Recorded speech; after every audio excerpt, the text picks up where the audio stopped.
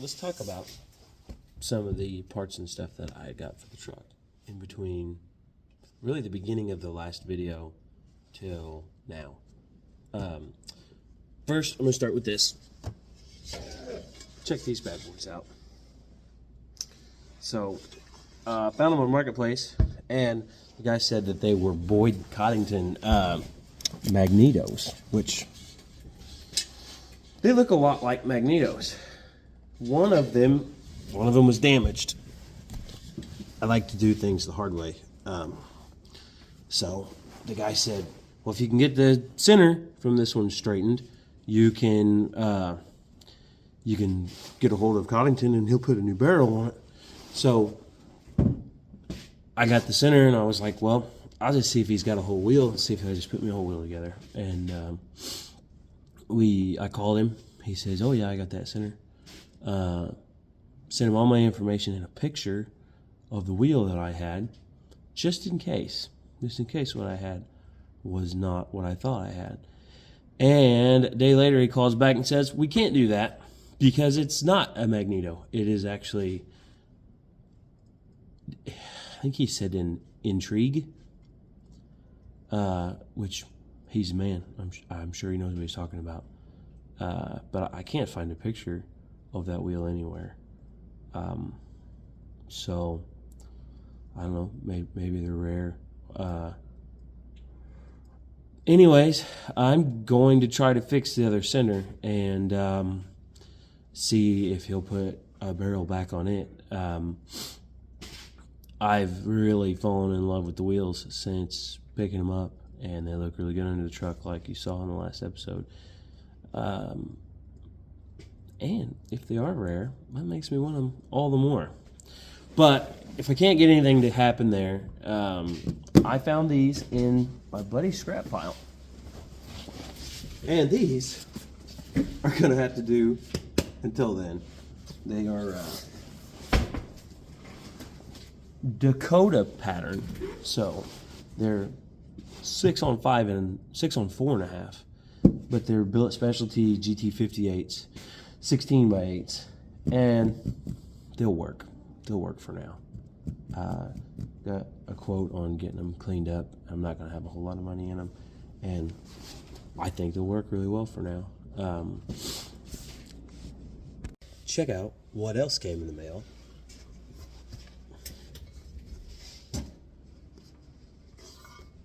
Bags and bag brackets. Tie rod notches from Rick's Rangers. Rick is awesome to deal with, super helpful, and his part fitment is perfect every time. Also, I opted to get this part from Rick. This is in his 4-link kits. This here goes into where the leaf spring was originally mounted on the bottom of the perch, and then U-bolts to the axle, giving you a place to put, giving you a bracket to mount your link bar. He was really helpful. I needed the measurement that he sets his lower link bar at, because I've basically kind of designed mine almost the same way. His uses the factory leaf spring hanger, where I've just kind of designed my own, just to match the flow of the way I've designed everything else. And he helped me out, gave me that measurement.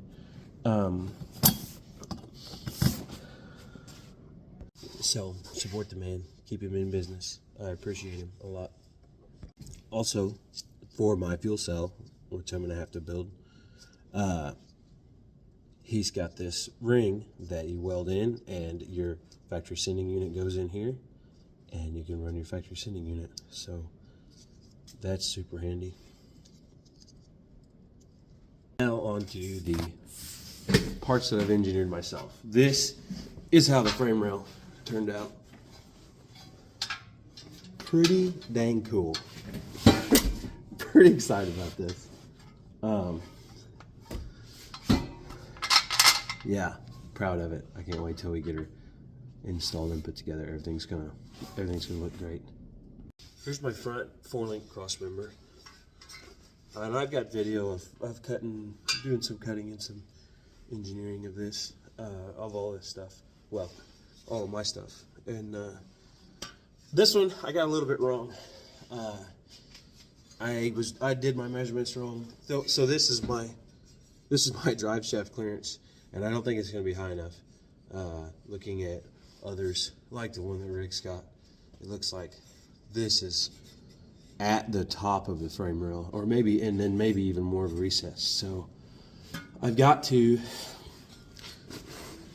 on this end, I've got them slotted so they go in there, and then I guess I'm going to cut out the top here and slide these up and then weld them in. I've got about an inch and a half that I can go up, and I think that'll do it. It would probably work because I'm not running big wheels, so it would probably work, but I don't know that. And I want to be able to run bigger wheels in the future. So these are my lower link arm plates. This is going to be kind of hard because I haven't got this finished yet. They're going to be spaced out like the frame rails, just with the spacers and everything, about like this. And this will be spacing off the frame. This will be spacing for the bushing, which I think I'm going to run Heims in the front and bushings in the back. That's Rick's got on this. This is set up to run the bushing. So this will be the Heims on the front. This will be the bushings in the back. And I may do bag on bar, but I'm kind of considering doing kind of like a 6-link setup where we come down from the back side of the, like on the back side of the frame, and have a 6-link. So we'll see. We'll see when we get there. I've still got to get these links done, these link arms done. You saw the spots in the cross member, or maybe you did, maybe you didn't. I'll go grab it. So back her up a little bit here.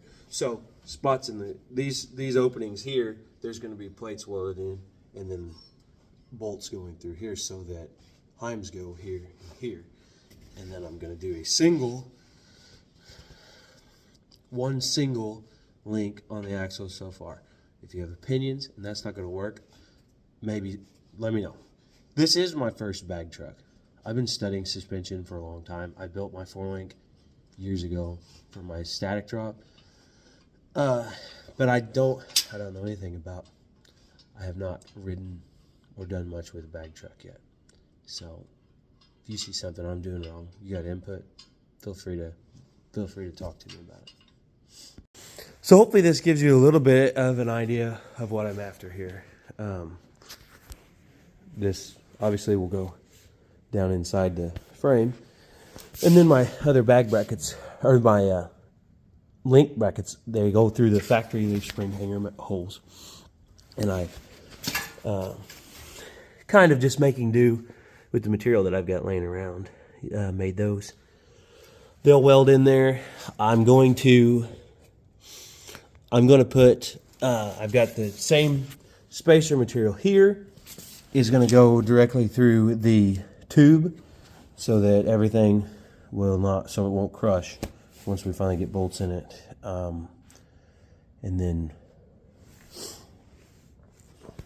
And finally, we're going to blow this 2.3 sky high.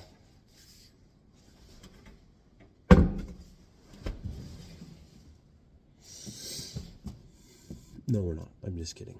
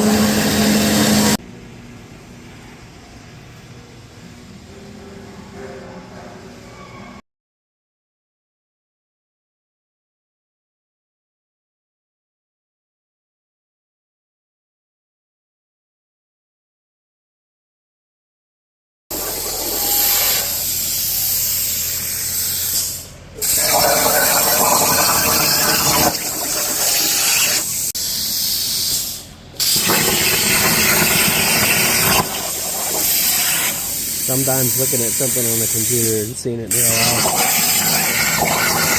I'm a little overboard on the bolts, it looks like. But I'd rather it be overbuilt.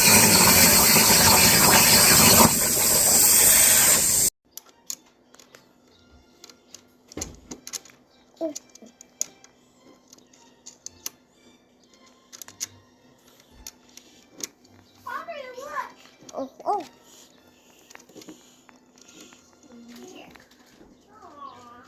There you go. We're getting it put together.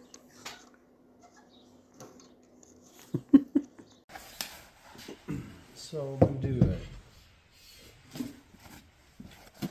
video putting these together. This is how I'm just styled everything. So I'm sure you can get the idea from this one from this video.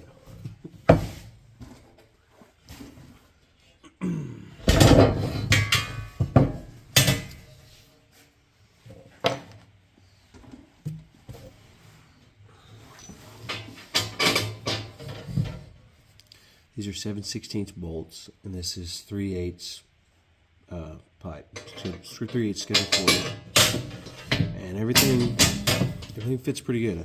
This is I put a 1/2 inch hole in these, and the bolt fits good and snug, and everything comes out looking pretty good, I think.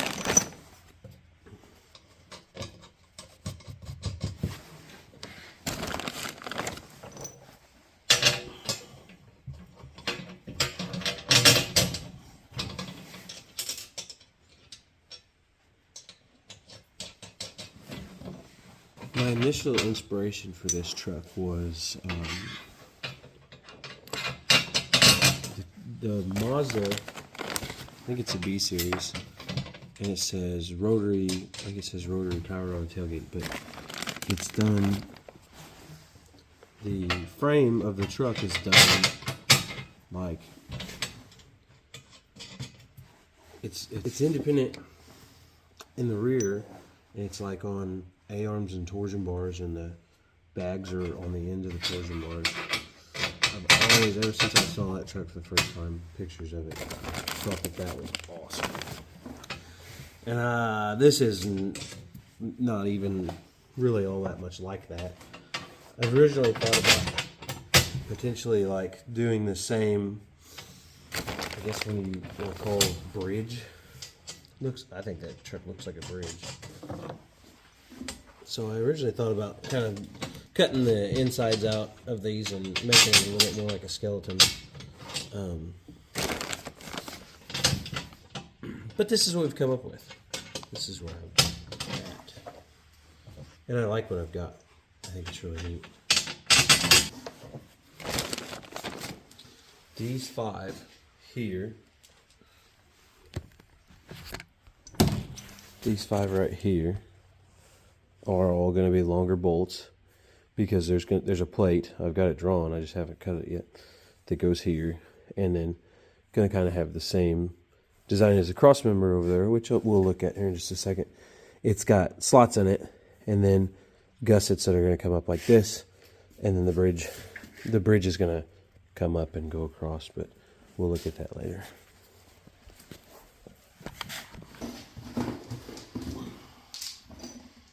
You saw the video on, or maybe have. I've got a pretty neat way of cutting these at work.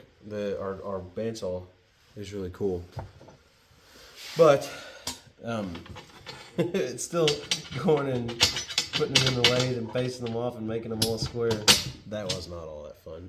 Took forever. There's 22 per frame rail. 22 of them per frame rail, and then the cross member has even more in it. So